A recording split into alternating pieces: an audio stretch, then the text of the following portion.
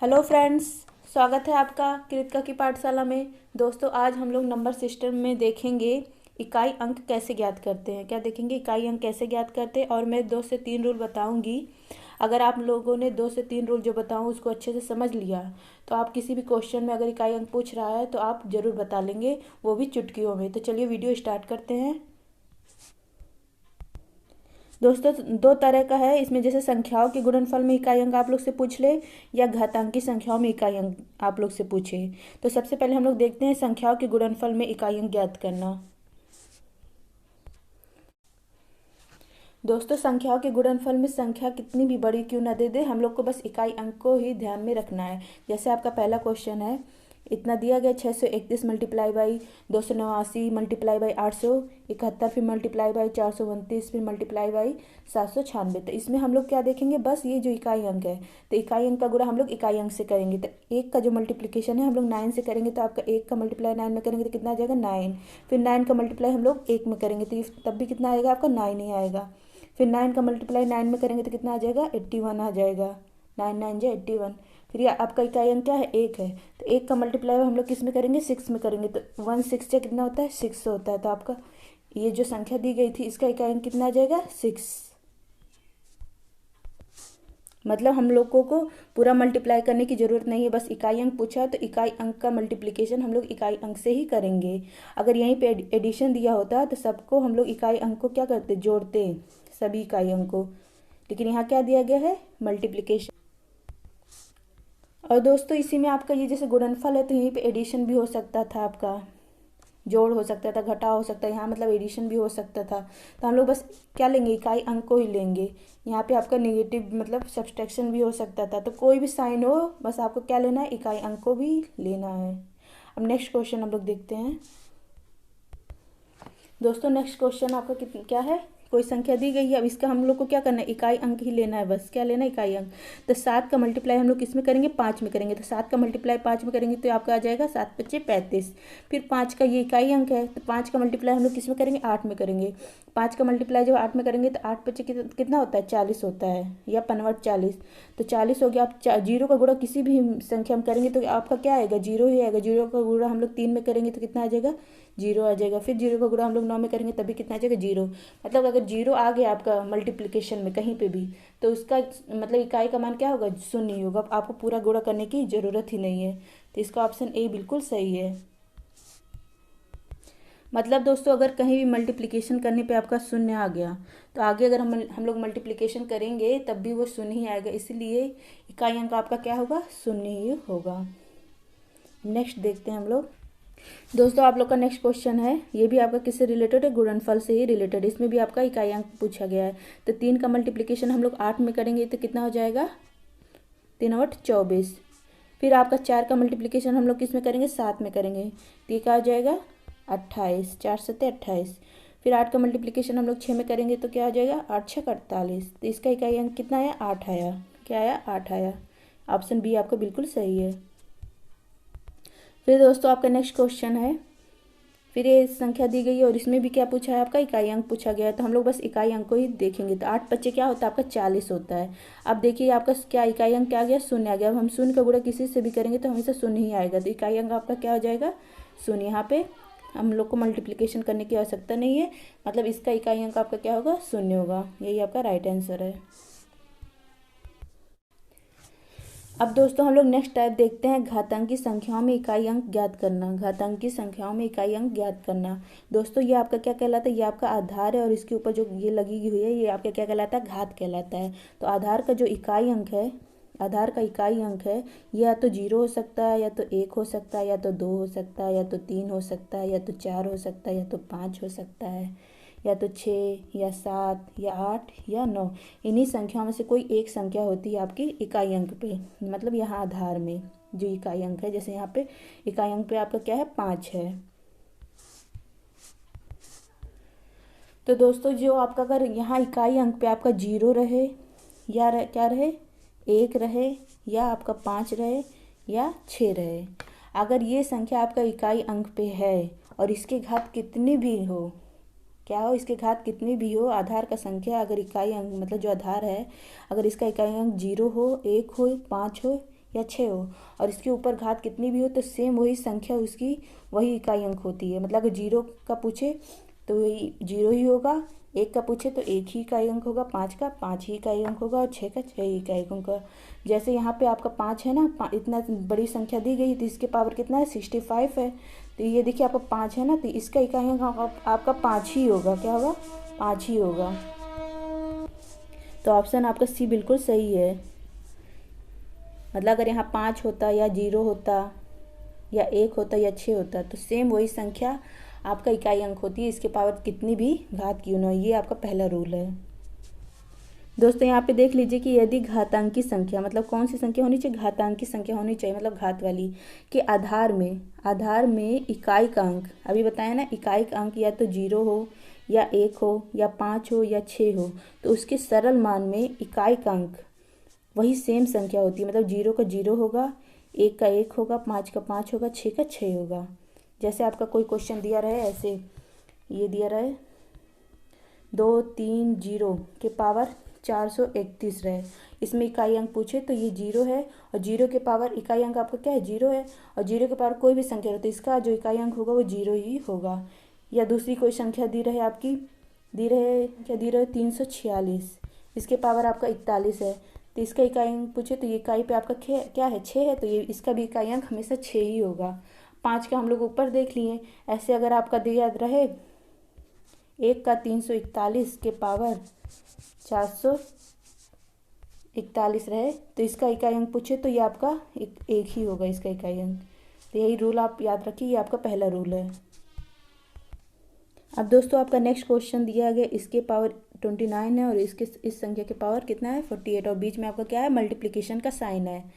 तो जो ये इस तरह का क्वेश्चन होता है उसका जो घात रहता है इसको हम लोग किससे भाग देते हैं? 4 से भाग देते हैं। अगर 4 से भाग देने पे कुछ शेषफल बचता है तो इकाई अंक पे उतना ही हम लोग शेषफल लगा देते हैं, मतलब वही घात लगा देते हैं। और अगर पूरा का पूरा कट जा रहा है तो उसकी घात कितना लगाते हैं? 4 लगाते हैं। जैसे ये रूल हम लोग देख लेते हैं एक बार।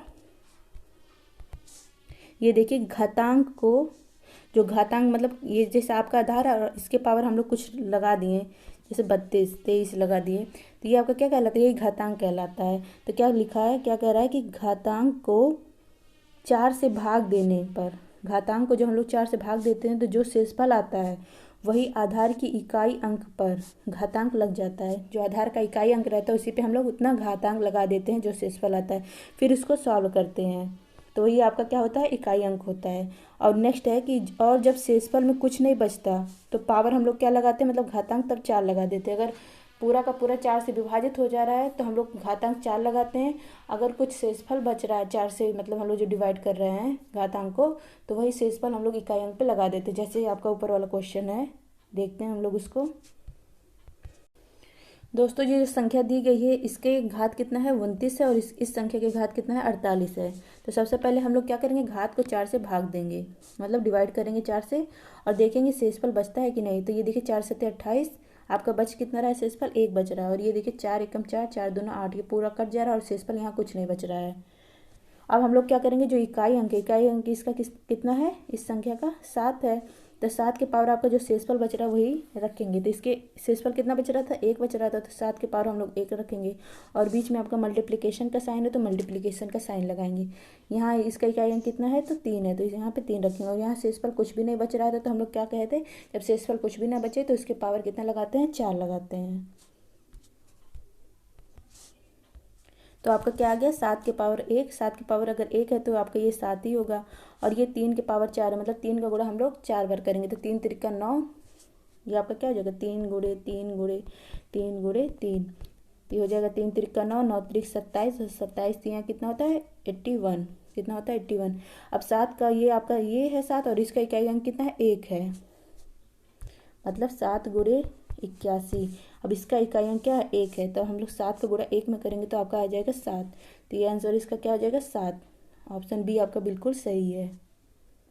मतलब जो ये इस तरह का क्वेश्चन दिया रहता है आधार और घातांक वाला, तो हम लोग घातांक को 4 से डिवाइड करते हैं। अगर 4 से डिवाइड करने पे शेषफल बचता है तो आधार की इकाई अंक में उतना ही हम लोग घात लगाते हैं। अगर शेषफल नहीं बचता है तो आधार की इकाई में हम लोग 4 का घात लगाते हैं और उसके बाद उसको सॉल्व कर देते हैं तो और इकाई अंक हम लोग को मालूम चल जाता है। अब दोस्तों आपका नेक्स्ट क्वेश्चन है कि 159 के पावर 73 है, माइनस 52 के पावर 13 है, माइनस 13 के पावर 22 है। अब इसको हम लोग को क्या करना है, इकाई अंक किसका निकालना है। तो सबसे पहले हम लोग क्या बताए थे कि मतलब इसको 4 से हम लोग घातांक को 4 से डिवाइड करेंगे, और अगर शेषफल बचता है तो इकाई अंक पे उतना ही शेषफल लगा के मतलब उतना ही घातांक लगाएंगे। अब देखिए 4 से हम लोग भाग देंगे 73 को, तो आपका कितना आ जाएगा, 73 को अगर हम लोग 4 से भाग देते हैं तो 4 एकम 4, बच रहा है आपका 3 और 4 8 32। आपका बचेगा कितना, 1, शेषफल कितना बचेगा, 1 बचेगा। तो यहाँ पे इसका मतलब 9 के पावर आपका क्या आ जाएगा, 1 आ जाएगा। फिर माइनस, फिर यहाँ पे हम लोग 4 से भाग देंगे 13 को, तो ये आपका शेषफल यहाँ कितना, 4 3 12, तो शेषफल इसका 1 आएगा। तो 2 के पावर यहाँ कितना हो गया, 1 हो गया। और यहाँ पे अगर 4 से भाग देंगे तो 4 25 20, शेषफल आपका कितना बच रहा है, 2 बच रहा है। तो 3 के पावर आपका कितना हो जाएगा, 2 बचेगा। अब यहाँ पे देखिए 9 के पावर आपका कितना था, 1 था, 2 के पावर यहाँ 1 है, और यहाँ पे 3 के पावर 2 है। अब इसी को हम लोग सॉल्व कर देंगे, हमारा आंसर आ जाएगा कि इकाई अंक क्या है। अब 9 का पावर 1 है तो 9 ही होगा, 2 के पावर 1 है तो 2 ही होगा, और 3 के पावर 2 है तो 3 3 9। अब ये देखिए आपका ये +9 है, ये -9, ये दोनों कट गया, तो आपका कितना आएगा, -2। और इकाई अंक कभी भी आपका माइनस नहीं आता है। अगर इकाई अंक माइनस आ रहा है तो उसको हमेशा, कोई भी संख्या क्यों ना, हमेशा उसको 10 में से माइनस करते हैं। तो 10 में से -2 करेंगे तो आपका कितना आ जाएगा, 8 आ जाएगा। तो ऑप्शन सी आपका बिल्कुल सही है। इसका भी एक रूल है, वो रूल देख लेते हैं। मतलब दोस्तों इन सब को हम लोग क्या किए हैं, 4 से डिवाइड किए हैं। अगर मतलब शेषफल बचा, यहाँ पे शेषफल बचा था 4 से डिवाइड करने पे 1, और यहाँ पे शेषफल कितना बचा था, यहाँ भी आपका शेषफल 1 बचा था अगर हम लोग 4 से डिवाइड किए थे 13 को, और यहाँ पे हम लोग 4 से डिवाइड किए थे तो शेषफल 2 बचा था। अब इसी को हम लोग सॉल्व कर दिए हैं, तो आपका आया है -2। और -2 आपका कभी भी इकाई अंक नहीं आता है, तो इसको अगर कहीं भी आपका माइनस में आ रहा है कोई भी संख्या, तो उसको हमेशा हम लोग 10 से माइनस करते हैं, मतलब 10 में से वो संख्या घटा देते हैं। तो आपका कितना आ जाएगा, 8 आ जाएगा। यही आपका बिल्कुल सही है। इसका कॉन्सेप्ट देख लेते हैं हम लोग। यहाँ पे देखिए दोस्तों कि अगर इकाई के अंक में निगेटिव आ रहा है तो उसको हमेशा 10 में से घटा देते हैं, और वही इकाई अंक होगा। मतलब कोई अगर निगेटिव संख्या आ रही है तो उसको हमेशा किस में से घटाएंगे, 10 में से घटा देंगे उस निगेटिव संख्या को, और वही आपका क्या होगा, इकाई अंक होगा। अगर निगेटिव संख्या आपकी निगेटिव आ रही है तो ये भी आपको याद रखना बिल्कुल जरूरी है, क्योंकि आपका इकाई अंक कभी निगेटिव नहीं आता है। और दोस्तों आपका बस इतना ही रूल है। अब इसी रूल पे हम लोग कई क्वेश्चन को सॉल्व करेंगे और आप लोगों का कॉन्सेप्ट क्लियर करेंगे। तो चलिए देखते हैं। ये आपकी क्या दी गई है, एक संख्या दी गई, इसके पावर आपका कितना है, 2008 है, और प्लस 1002 है। अब इस 2008 को हम लोग किससे डिवाइड करेंगे, 4 से डिवाइड करेंगे। तो देखिए 4 25 20, 0, फिर 4 2 8, ये आपका पूर्णतः विभाजित है। तो इकाई अंक पे हम लोग क्या लगाएंगे, 1 के पावर 4 लगाएंगे, क्योंकि ये 4 से पूरा कट गया है, शेषफल नहीं बच रहा है, तो हम लोग 1 के पावर 4 लगाएंगे। और इसका इकाई अंक कितना है, 2 है। तो हम सारे सबको नहीं लेंगे, बस इकाई अंक को लेंगे। तो ये आपका 2 हो गया। तो 1 और प्लस 2 कितना हो गया आपका, 3। तो इसका इकाई अंक कितना आ गया, 3। बी ऑप्शन आपका बिल्कुल सही है। इसमें कुछ ज़्यादा सॉल्व करने की ज़रूरत नहीं थी। दोस्तों आप लोगों का नेक्स्ट क्वेश्चन ये है, और इसमें हम लोग को क्या करना है, इकाई अंक फाइंड करना है।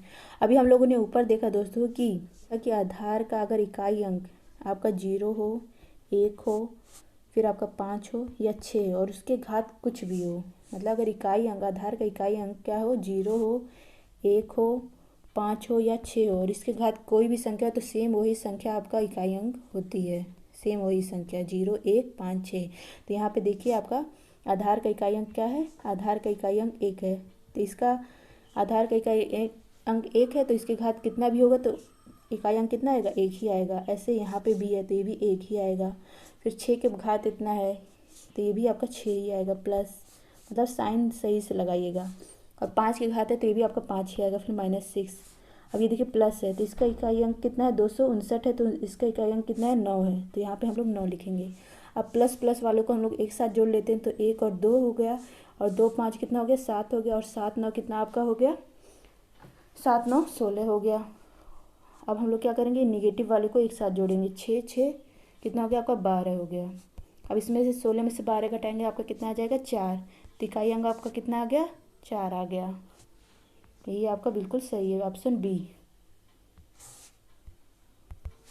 दोस्तों आप लोग का नेक्स्ट क्वेश्चन है कि 2153 के घात कितना है, 167। अब हम लोग क्या करेंगे, घातांक को 4 से भाग देंगे। किससे भाग देंगे, 4 से भाग देंगे। तो 4 से भाग देने पे आपका आएगा शेषफल 3, क्योंकि 4 चौक 16, फिर 4 एकम 4, बच रहा आपका शेषफल कितना, 3। अब हम लोग क्या करेंगे, जो आधार का जो इकाई अंक है उसी के पावर हम लोग कितना लगाएंगे, जो शेषफल बचता है वही आपका घातांक हो जाता है। तो 3 के पावर 3, तो 3 गुणे 3 गुणे 3, तो हो जाएगा आपका 3 त्रिक 9, 9 त्रिक 27, कितना आएगा 27, और इसका इकाई अंक क्या है, 7। तो आपका सी ऑप्शन बिल्कुल सही है, मतलब इस संख्या का इकाई अंक कितना आया, 7 आया। दोस्तों जो मैंने ऊपर बताया कि इकाई अंक कैसे ज्ञात करें, अगर आप लोग को अच्छे से समझ में आया तो ये जो क्वेश्चन है इस क्वेश्चन का आप लोग आंसर बताइए कि 134 के पावर कितना है, 94 प्लस 234 के पावर कितना है, 95, इसका इकाई अंक क्या होगा, इसका इकाई अंक क्या होगा। अगर आप लोग को मेरा बताया हुआ अच्छे समझ में आए तो इसका जवाब ज़रूर कमेंट बॉक्स में दीजिए। आशा करती हूँ आप सबको ये वीडियो बहुत पसंद आया होगा। अगर वीडियो पसंद आया हो तो वीडियो को लाइक करें, चैनल को सब्सक्राइब करें और अपने दोस्तों को भी ज़रूर शेयर करें। मिलते हैं नेक्स्ट वीडियो में। अंत तक देखने के लिए आप सबका बहुत बहुत धन्यवाद।